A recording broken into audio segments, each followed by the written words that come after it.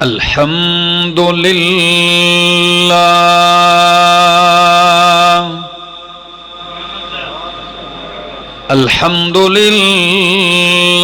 رب العالمين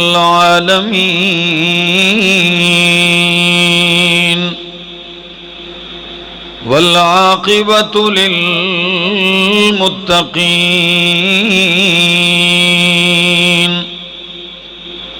والصلاة والسلام على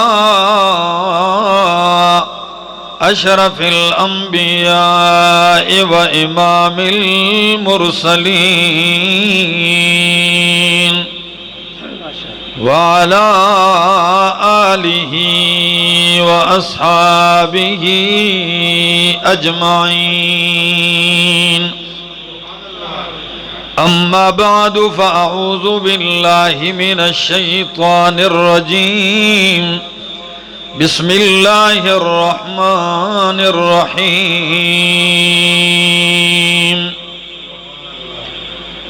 ما كان للمشركين أن يعمروا مساجد الله شاهدين على أنفسهم بالكفر أولئك حبطت أعمالهم وفي النار هم خالدون.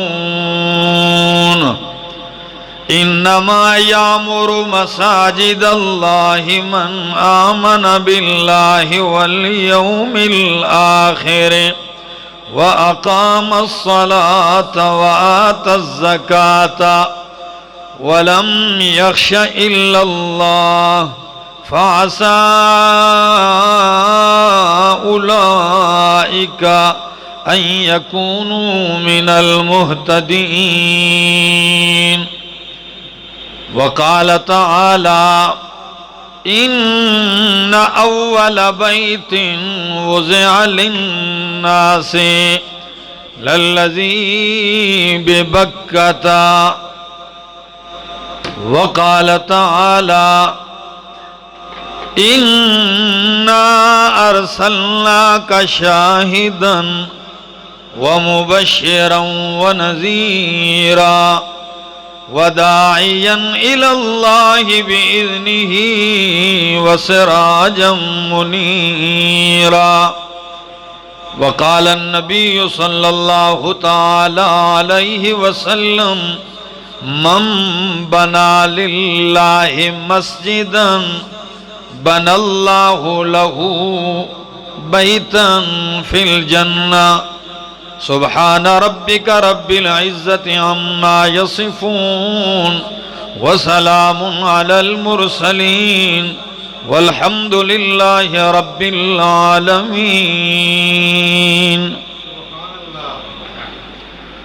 انتہائی قابل عزت، قابل احترام ذی قدر علماء کرام اور مسجد اللہ اکبر میں جمع ہونے والے مسجد کے مقتدی، نمازی اور گرد و نواح سے آئے ہوئے میرے معزز مکرم دوستو، السلام علیکم ورحمۃ اللہ۔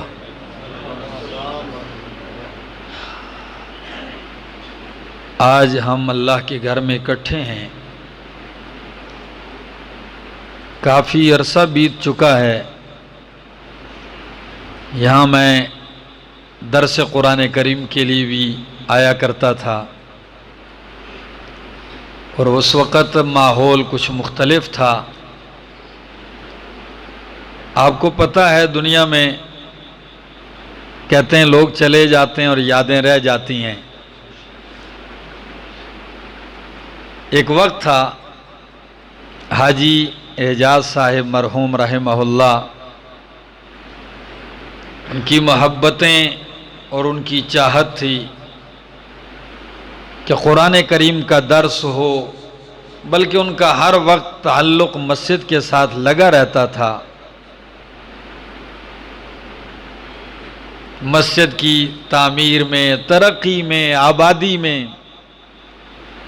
اور یقیناً جس کو یہ شوق اور شغف نصیب ہو جائے، اس کا دل اللہ کے گھر کے ساتھ معلق ہو جائے، یہ ایک علامت ہے۔ نبی علیہ السلام نے فرمایا 7 قسم کے لوگوں کو اللہ عرش کا سایہ نصیب کریں گے۔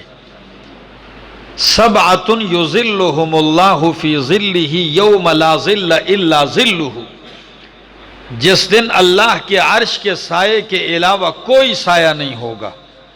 ان 7 قسم کے لوگوں میں سے ایک قسم ہے وَرَجُلٌ قَلْبُهُ مُعَلَّقٌ بِالْمَسْجِدِ، وہ آدمی کہ جس کا دل مسجد کے ساتھ اٹکا رہے۔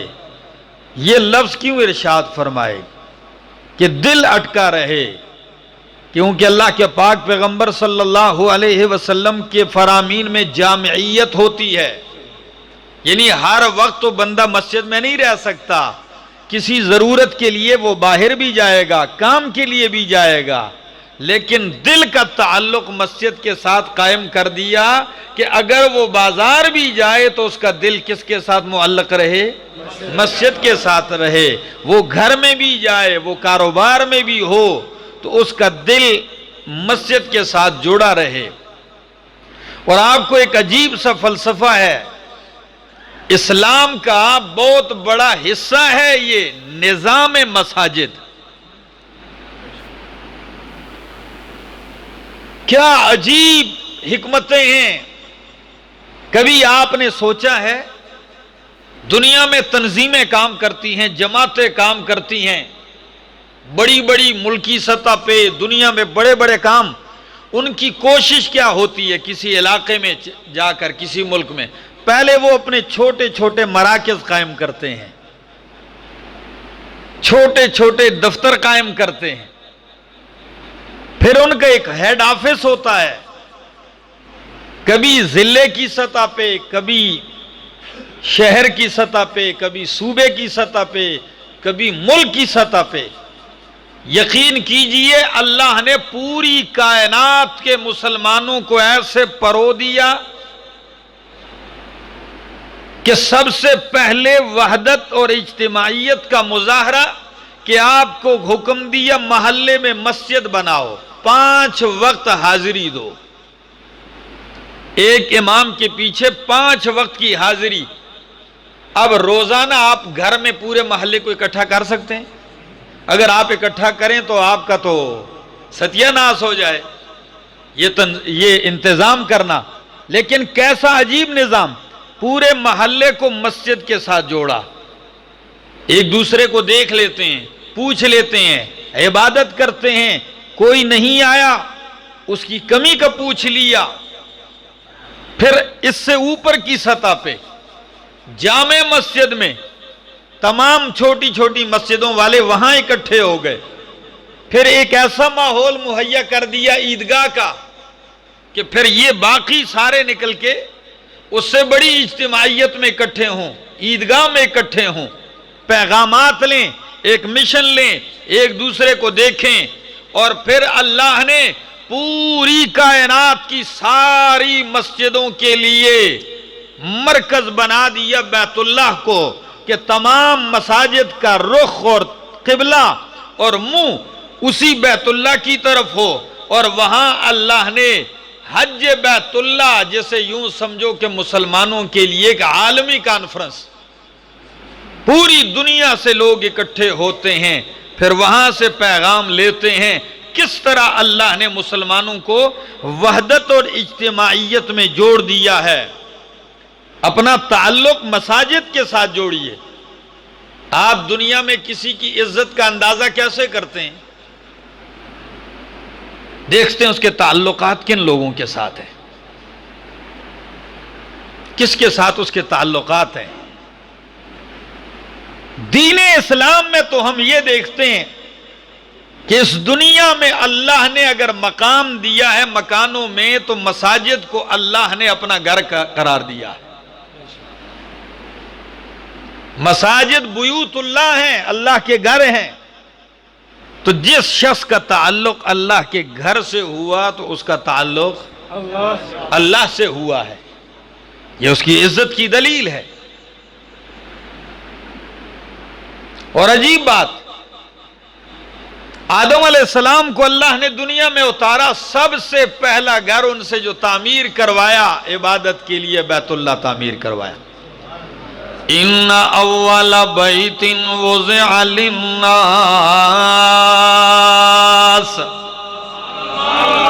پہلا گھر وضع للناس جو لوگوں کے لیے قائم کیا گیا، وضع للعبادت اللہ کی عبادت کے لیے قائم کیا گیا، وہ کون سا ہے؟ للذی ببکۃ، وہ گھر ہے جو بکہ یعنی مکہ مکرمہ میں قائم ہے، جسے دنیا مسجد حرام کے نام سے جانتی ہے۔ یہ پہلا گھر ہے۔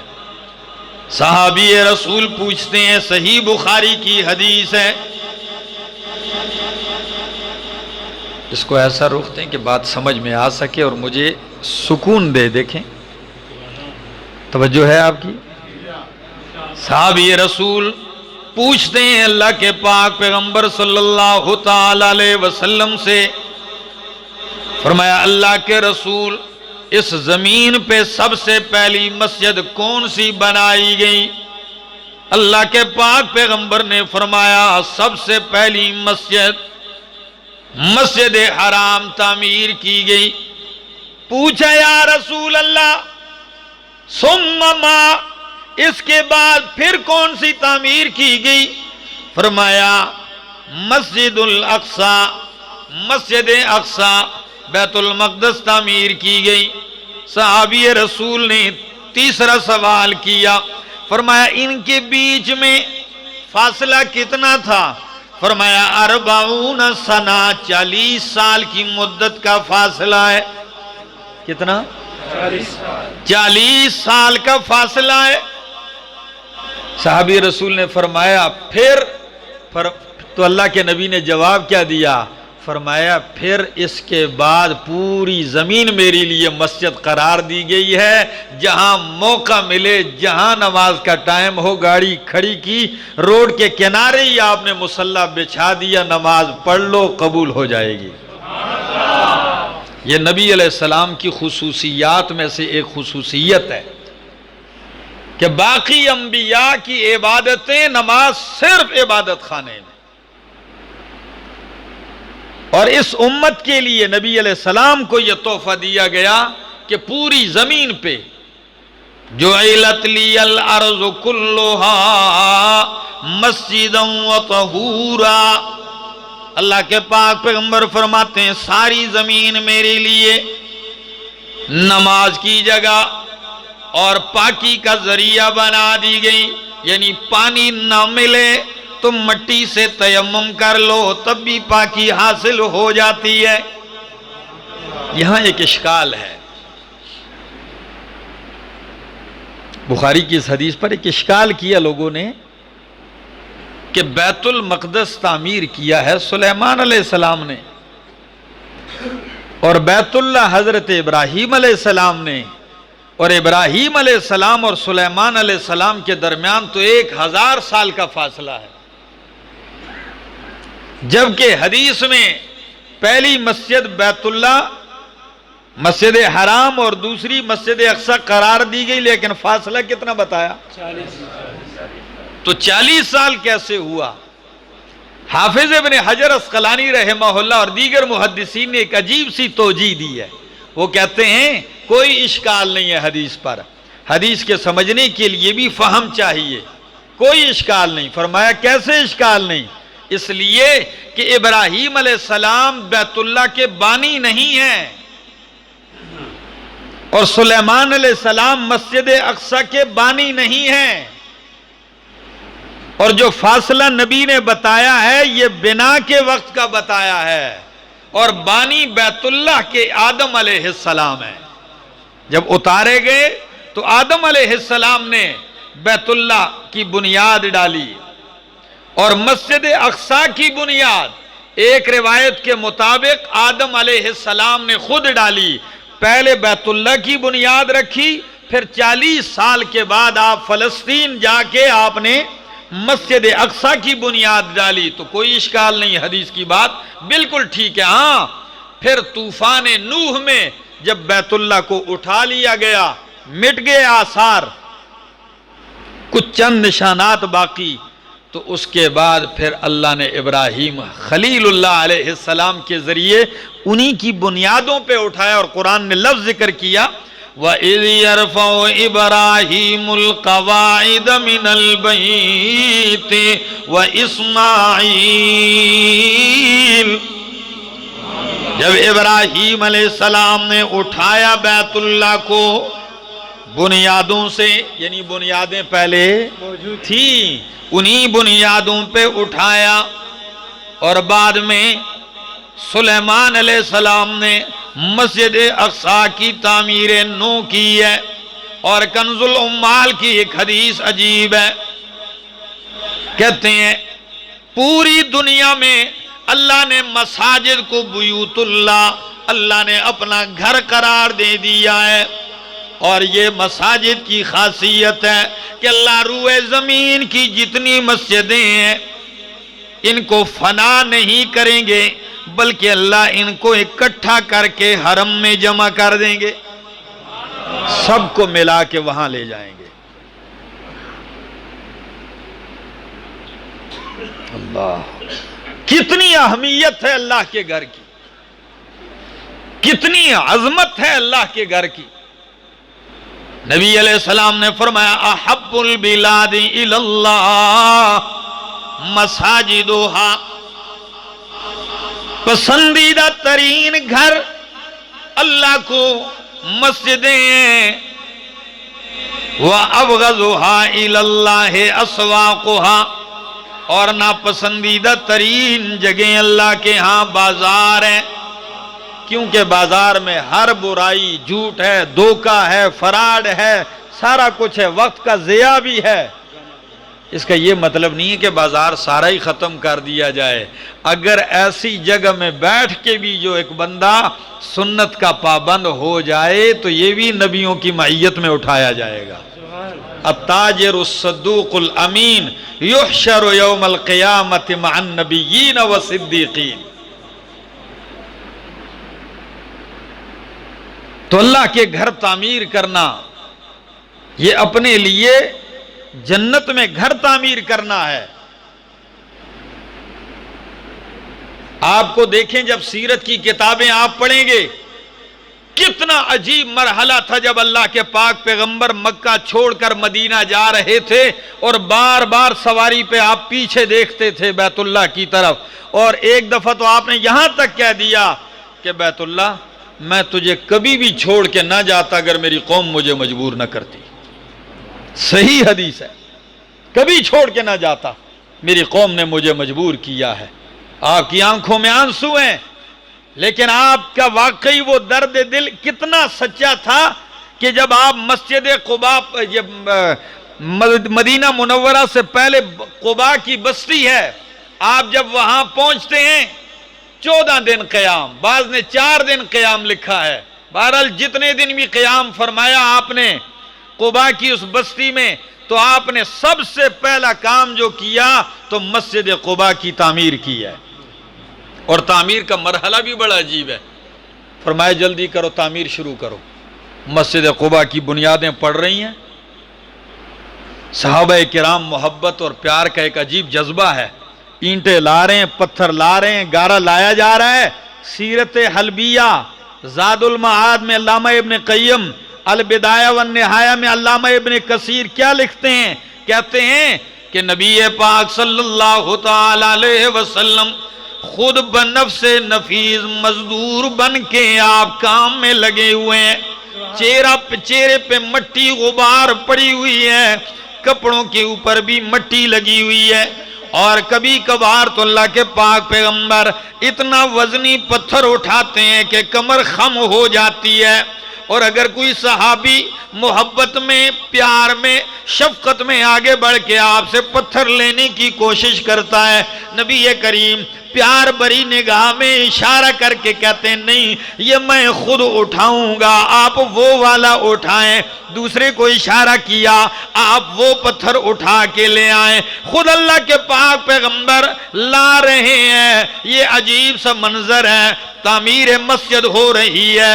عبداللہ بن رواحہ رضی اللہ تعالیٰ عنہ شاعر رسول، کتنی فصاحت اور بلاغت والے ہیں، اتنے بڑے شاعر کہ اگر افصح العرب، کائنات کے سب سے فصیح تری انسان محمد الرسول اللہ صلی اللہ علیہ وسلم ہے، ان کے سامنے شعر کہنا اور پھر کہنا بھی اس معیار کا کہ انہیں پسند آ جائے، یہ ہر بندے کے بس کی بات نہیں ہے۔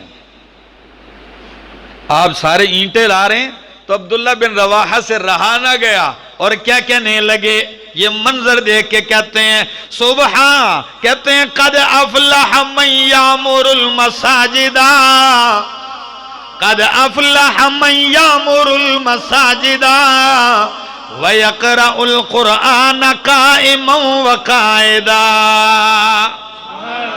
کامیاب ہو گیا وہ شخص جو مساجد تعمیر کرتا ہے، وَيَقْرَأُ الْقُرْآنَ قَائِمًا وَقَائِدًا، اور کھڑے بیٹھے اللہ کا قرآن پڑھتا ہے، وَلَا يَبِيتُ اللَّيْلَ عَنْهُ رَاقِدًا، کوئی رات بھی غفلت میں نہیں گزرتی، دن میں رات میں کبھی ہر وقت قرآن پڑھتے ہیں، سفر میں بھی قرآن پڑھتے ہیں، یہاں تک کہ سراقہ بن مالک جو آپ کے پیچھے چلا تھا سر قلم کرنے کے لیے، 200 اونٹوں کا انعام لینے کے لیے، خود اپنا واقعہ بیان کرتا ہے کہ میں نے گھوڑا اس قدر تیزی سے دوڑایا نبی کریم کے پاس، میں اتنا قریب ہو گیا، خود کہتا ہے کہ ابو بکر صدیق پلٹ کے پیچھے دیکھتے تھے لیکن نبی کریم نے پلٹ کے بھی نہیں دیکھا۔ اور عجیب الفاظ ہیں حدیث کے، کہتا ہے اللہ کی قسم میں اتنا قریب ہو گیا کہ میں نے اپنے کانوں سے مصطفیٰ کی زبان سے قرآن کی تلاوت سننا شروع کر دی۔ آپ اس وقت بھی قرآن پڑھ رہے تھے اور میں سن رہا تھا، میرے کانوں میں آپ کی آواز پڑھ رہی تھی، تو فرمایا قد افلح من یامر المساجد وَيَقْرَأُ الْقُرْآنَ قَائِمًا وَقَائِدًا، کھڑے بیٹھے رب کا قرآن پڑھتے ہیں، مساجد تعمیر کرتے ہیں۔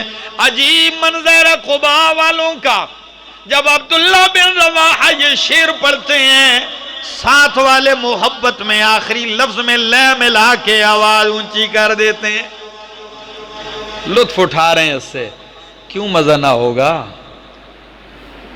کیوں اس مجلس کا مزہ نہ ہو کہ جس مجلس پہ فرشتے بھی رش کرتے ہوں؟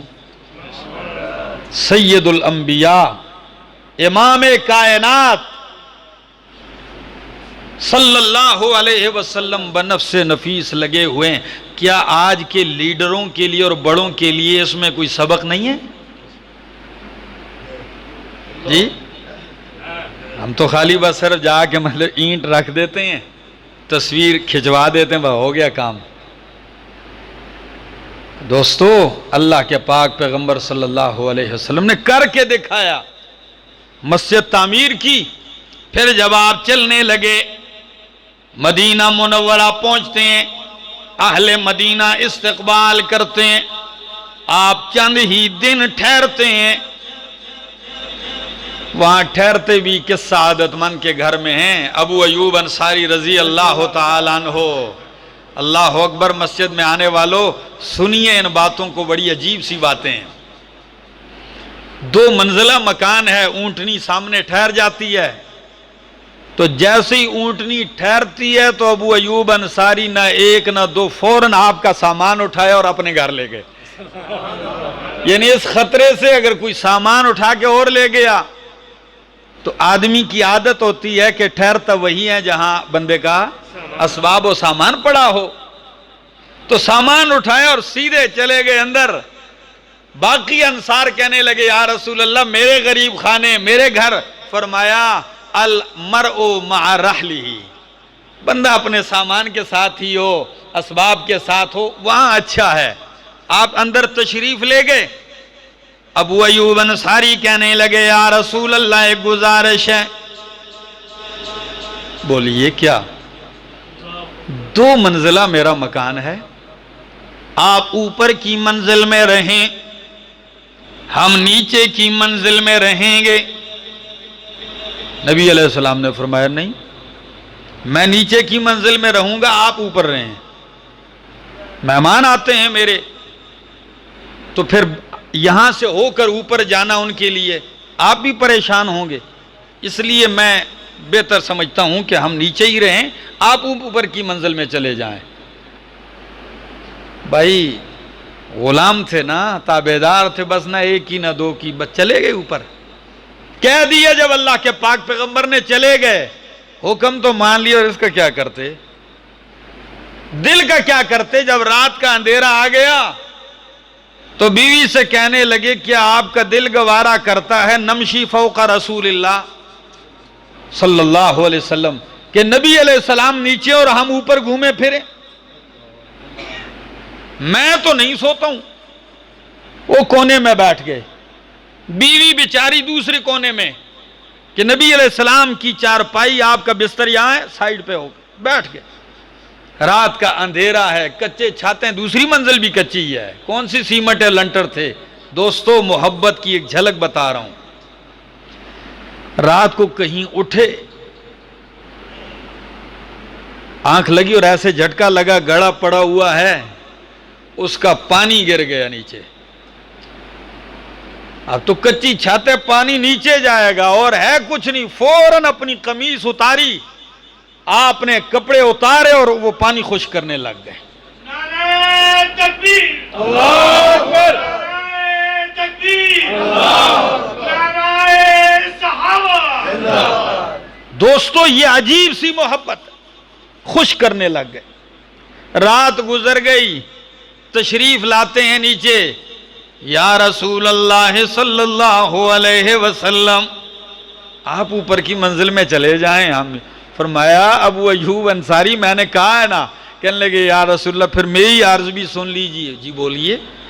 ہم رات کو سوئے نہیں ہیں میاں بیوی. آپ نیچے. نبی علیہ السلام نے جب ان کی اتنی محبت دیکھی تو سمجھ گئے. کہنے لگا اچھا ٹھیک ہے آپ نیچے آ جائیں، میں اوپر کی منزل میں چلا جاتا ہوں. اللہ اکبر. نبی علیہ السلام اوپر کی منزل میں تشریف لے گئے. کیا محبتیں ہیں، کیا پیار ہے. ذرا جس بات کے لیے اتنی کہانی سنائی ہے وہ بھی سن لیجئے. کھانا تیار کرتی ہے بیوی ابو ایوب انصاری کی، اور نبی علیہ السلام کے پاس آتا ہے کھانا. اور جب آپ تناول فرماتے ہیں، کھانا جیسے واپس آتا ہے، میاں بیوی دونوں بیٹھتے ہیں اور اسی پلیٹ میں جہاں نبی علیہ السلام کی انگلیوں کے نشانات نظر آتے ہیں وہیں سے کھانا شروع کر دیتے ہیں. آپ کا بچا ہوا کھا رہے ہیں. ایک دن آپ نے کھانا بھیجا، پلیٹ آئی، پلیٹ اسی طرح ہے، کہیں سے کھایا نہیں ہے. دونوں پریشان کہ جی ہم نے تو خدمت میں کوشش تو حتی الامکان ہے، ناراض کیوں ہوئے؟ بس پریشانی میں آ گئے. یا رسول اللہ صلی اللہ علیہ وسلم کیا وجہ ہے آپ نے کھانا نہیں کھایا؟ ہماری تو پریشانی کی انتہا ہے. نبی کریم نے فرمایا پریشان نہ ہو، آپ لوگوں نے کھانے میں لہسن تھوم ڈالا تھا اور میں اسے پسند نہیں کرتا، اس لیے کہ میری سرگوشیاں خلوتیں ایسے مخلوق سے ہوتی ہے جو بدبو سے بہت زیادہ نفرت کرتے ہیں. میری مجلسیں فرشتوں سے ہوتی ہیں اور وہ ان سے اذیت محسوس کرتے ہیں. فرمایا پھر آئندہ ہم ایسے نہیں ڈالیں گے، لیکن ہم نے بھی تو نہیں کھایا. فرمایا نہیں، آپ کے لیے اجازت ہے، آپ کھا لو، آپ کھا لو، یہ میرے لیے، میں نہیں کھاؤں گا. لیکن مسجد کے آداب میں آپ نے کیا فرمایا؟ سن لیجئے. مسجد کے آداب میں کہ اگر تم میں سے کوئی لہسن، تھوم کچا، پیاز کچا کھا کے آ جائے، پھر مسجد میں نہ آئے، پھر مسجد میں نہ آئے، یا ایسے وقت میں کھائے کہ اتنا وقت باقی ہو کہ جب ہم نماز کے لیے مسجد میں جائیں گے تو منہ سے بدبو ہو. کئی لوگ کھا کے آ جاتے ہیں مولیاں. مولی تو اچھی چیز ہے آپ کا، لیکن اگر کھا لے بندہ تو اس کے ایک ڈکار سے پوری مسجد میں وہ کیا صفائی ہے ہمارے دین میں. اللہ اکبر، کس قدر صفائی ہے. اور مسجد کے لیے تو حکم ہے. قرآن کہتا ہے میں نے، اللہ فرماتے ہیں ابراہیم علیہ السلام اسماعیل علیہ السلام کو حکم دیا ان طہر بیتی للطائفین والعاکفین والرکع السجود. او میرے نبیوں، ایک خلیل اللہ ہیں، ایک ذبیح اللہ ہیں. حکم کیا ہے؟ طہرا بیتیا، میرے گھر کو پاک صاف کیجئے. یہ پاکی ظاہری بھی مراد ہے کہ گندگی سے، میل سے، تعفن سے پاک کیجئے، اور باطنی بھی ہے کہ شرک اور بدعت سے پاک کیجئے. ان سے پاک کیجئے. طواف والے آئیں گے، رکوع والے آئیں گے، سجدے والے آئیں گے. مسجد کے آداب ہیں. ایک بندہ مسجد میں آئے دوڑنا شروع کر دے، اجازت نہیں ہے. نبی علیہ السلام نے فرمایا نماز اقامت ہونے لگی، آپ پہنچنے کی کوشش کرتے ہیں، آپ دوڑے نہیں. علیکم بالوقار، وقار سنجیدگی متانت کے ساتھ جائیں. یہ نہیں ہے ادھر امام رکوع میں پیچھے سے درز درز بندہ ہوتا ہے جیسے زلزلہ آ گیا ہے. فرمایا جو پالی پالی، جو رہ گئی اسے پورا کر دو بعد میں. آداب سکھائے ہیں، کیا تعلیم ہے، کیا تربیت ہے. خطبہ جمعہ ہو رہا ہے، فرمایا وقت پہ آئے ہو بیٹھو پہلے، وقت پہ نہیں آئے لوگوں کی گردنیں پھلانگتے پھلانگتے آگے نہ آئیے. یہ آداب ہیں مسجد کے. اور کیا آداب ہیں دوستو؟ نبی علیہ السلام نے فرمایا جس شخص کو دیکھو مسجد میں گمشدہ چیزوں کا اعلان کرتا ہے کہ جی بکری گم گئی، ہاں بھینس کھل کے چلی گئی ہے قلعے سے، پکڑ لو کہیں کسی کو مل جائے.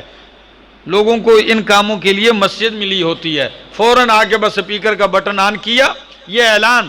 نبی علیہ السلام نے فرمایا جب یہ اعلان سنو تو اس کے لیے کہو اللہ کرے تیری چیز نہ ملے، اللہ تیری چیز تجھے واپس ہی نہ کرے. اور ہم نے ایک جگہ مسجد میں اعلان ہو رہا ہے بھائی سارے پولیو والے آ جاؤ بھائی، قطرے پلائے جا رہے ہیں. کہیں اعلان ہو رہا ہے سارے ادھر اکٹھے ہو جائے فلاں جگہ، پیسے آئے ہوئے ہیں جی، ہاں آئی کیمپ لگا ہوا ہے ادھر جی، ڈاکٹر علاج کر رہے ہیں آنکھوں کا، سارے وہاں چلے جا. نہ میرے دوستو، مساجد یہ اللہ کا گھر ہے، اس کی بہت بڑی وقت ہے، بہت بڑی حیثیت ہے اس کی. جس چیز کو اللہ گھروں سے، مکان سے اللہ پاک ہے، اس کو نسبت تشریفی کہا جاتا ہے. جس طرح کائنات کے اندر پیدا تو اللہ نے تمام اونٹنیوں کو کس نے پیدا کیا ہے؟ بکریاں اللہ پیدا کرتا ہے، جتنے بھی حیوانات ہیں. لیکن صالح علیہ السلام کی اونٹنی کو ناقۃ اللہ کہا جاتا ہے، اللہ کی اونٹنی.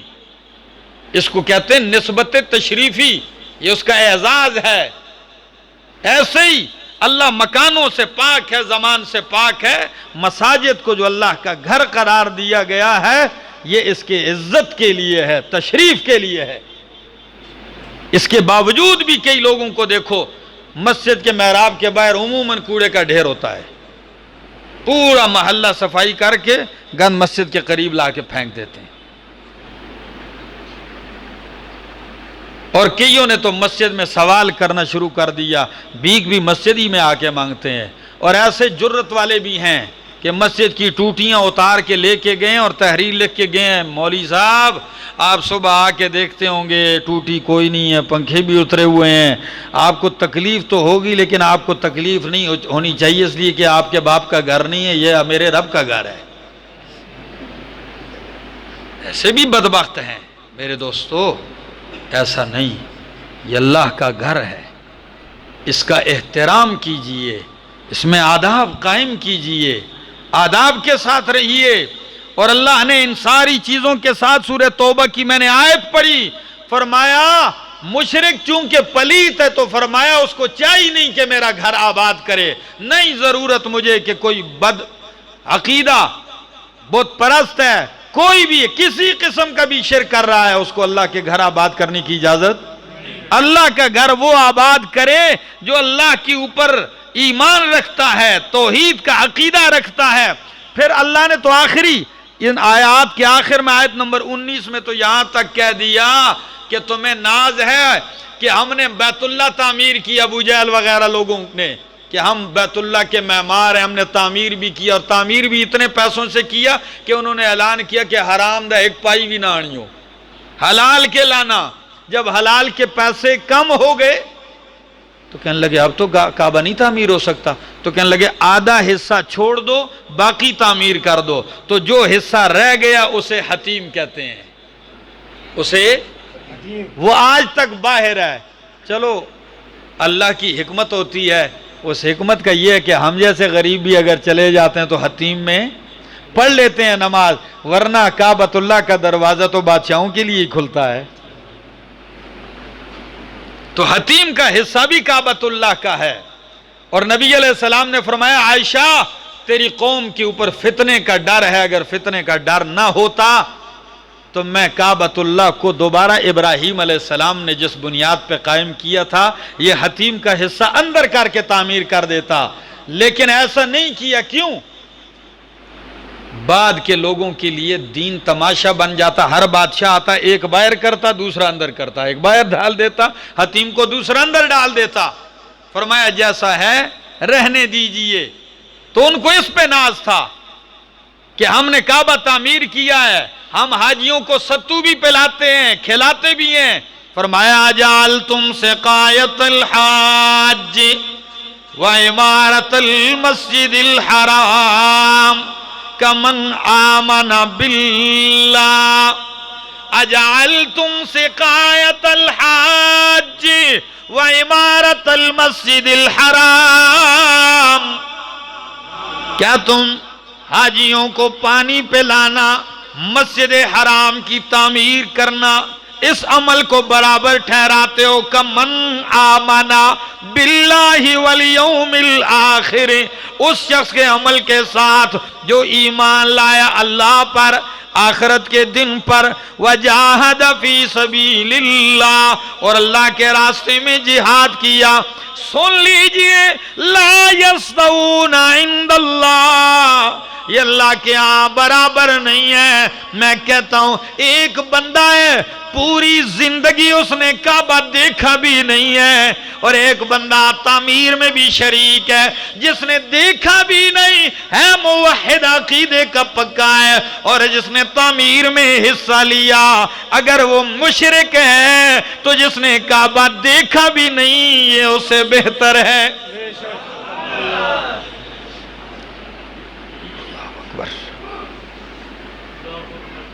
ایک بات چلی تھی ہندوستان میں, دور تھا دیانند سرسوتی, یہ پنڈت بڑا مشہور چلا, اسلام کے خلاف اس نے بڑی کتابیں لکھی. پھر کہنے لگا جی آپ اگر ہمیں کہتے ہیں ہم بتوں کو پوجتے ہیں, ایک پتھر کا بنا ہوا ہے, تانبے کا, پیتل کا, تو آپ بھی تو سارے جا کے کعبۃ اللہ کو سجدہ کرتے ہیں, وہ بھی تو پتھر ہیں. سوالات کیے, اللہ اس وقت کے علماء نے جوابات دیے.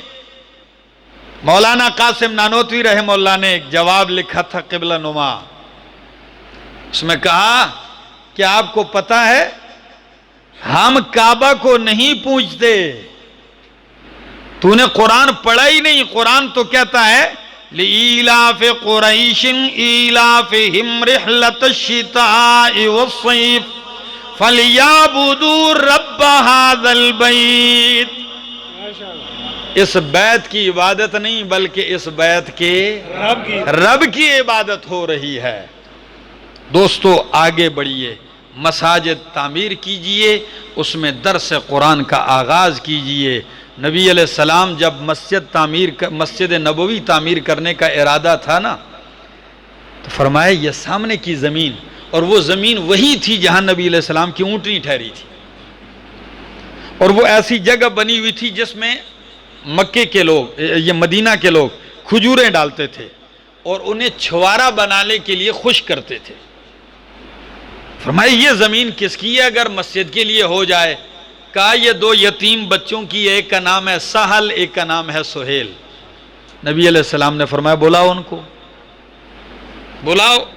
جب ان کو بلایا گیا فرمایا اگر یہ جگہ آپ مسجد کے لیے دے دیں تو آپ کو قیمت دی جائے گی۔ دونوں نے کہا یا رسول اللہ ہم حاضر ہیں، ہمیں قیمت نہیں چاہیے، بس آپ قبول کر لیجئے، آپ قبول کر لیں، قیمت نہیں چاہیے ہمیں۔ نبی علیہ السلام نے کہا نہیں، یتیم بچے ہیں، ان کی محبت اپنی جگہ، ان کا پیار اور اخلاص اپنی جگہ، لیکن فرمایا یہاں بھی محبت کی ایک عجیب ادا جھلک رہی۔ فرمایا ابو بکر صدیق ان کو پیسے دے دو، ابو بکر صدیق ان کو پیسے دے دو۔ ہری پور والو اس ادا کو بھی سمجھے ہو؟ حالانکہ چند ہی دن ہوئے تھے، مہاجر تھے ابو بکر صدیق، مکان تو ان کا وہاں رہ گیا، لیکن نبی علیہ السلام چونکہ بندہ استاد ایسا ہوتا ہے کبھی کبھی اپنے خاص کو حکم دے دیتا ہے، آپ میرے خاصیں لگا دو، اور پھر اتنا بڑا کام کہ جس مسجد نے قیامت تک رہنا ہے، جس مسجد کو مسجد نبوی کا نام دیا جانا ہے، مسجد رسول کا نام ملنا ہے، اس میں ابو بکر صدیق سے آگے کوئی کیوں بڑھے؟ فرمایا ابو بکر پیسے دے دو ان یتیموں کو۔ صدیق اکبر نے پیسے دیے، مسجد کی زمین خریدی، مسجد کی توسیع کا جب مرحلہ آیا، جب کم پڑ گئی تو پھر حضرت عثمان نے خرید کے توسیع کر دی تھی اور جنت کی ضمانت لی تھی۔ اب تعمیر کیسے ہو رہی ہے؟ کھجور کے پتوں کا چھت ہے اور ستون بھی کھجور کے ہی ہیں، کھڑا ہو بندہ تو ہاتھ اوپر لگے، یہ مسجد ہے۔ لازمی نہیں ہے کہ مسجد کوئی فن تعمیر کی شاہکار ہو، اصل چیز یہ ہے کہ مسجد جس عقیدے کی بنیاد پر ہو وہ اخلاص ہو، اللہ کی رضا ہو، اللہ کی وحدانیت کے لیے ہو کہ اللہ کا نام اس میں لیا جائے۔ وہ اخلاص اتنا تھا کہ نبی علیہ السلام نے فرمایا لوگو مساجد میں کسی مسجد کی زیارت کے لیے چلو گے ثواب کی نیت سے اجازت نہیں ہے۔ لا تشد الرحال الا الى ثلاثه مساجد، 3 مساجد کی زیارت کے لیے آپ سفر کر سکتے ہیں، ثواب کی نیت سے جا سکتے ہیں، اس کے علاوہ نہیں۔ فرمایا ایک مسجد حرام، ایک مسجد اقصی اور ایک مسجدی حاضہ۔ نبی علیہ السلام نے فرمایا میری یہ مسجد مسجد نبوی، اس کی زیارت کے لیے بھی آؤ گے تو ثواب ہے۔ کیا مقام ہے! اور مسجد حرام کا مقام، فرمایا ایک نماز پڑھو گے 1,00,000 نمازوں کا ثواب ہے۔